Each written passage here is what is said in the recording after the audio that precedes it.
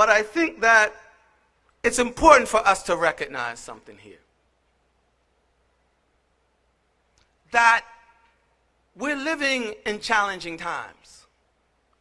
And most of the challenges that are uppermost in our minds today are social political challenges.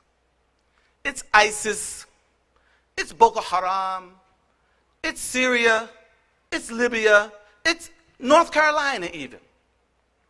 And these are all difficult and profoundly relevant challenges. And I would be at the height of irresponsibility to say that these challenges are not important.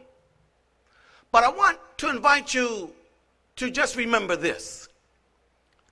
That is that in addition to all these social political challenges, Muslims have everyday just plain old human challenges.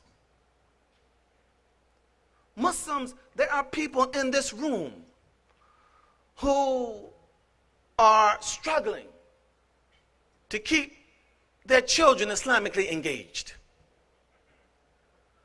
And part of the challenge there is that their children have been socialized in America.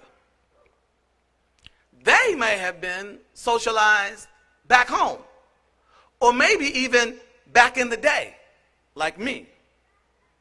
Back home and back in the day, that socialization produced a whole different universe of values and virtues.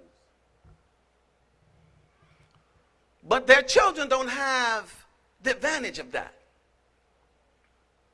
Their children live in a culture, the dominant culture of which does not really value, let us say, things like forgiveness, things like patience, things like sexual propriety, sexual virtue, things like honor.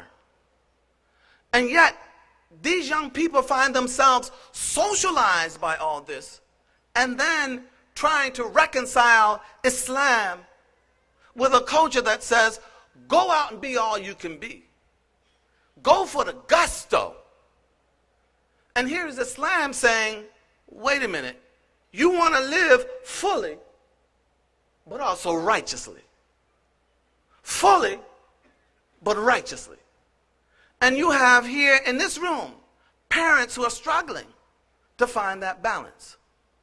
Young people who are struggling to find that balance. We have couples who are struggling to keep their marriage alive.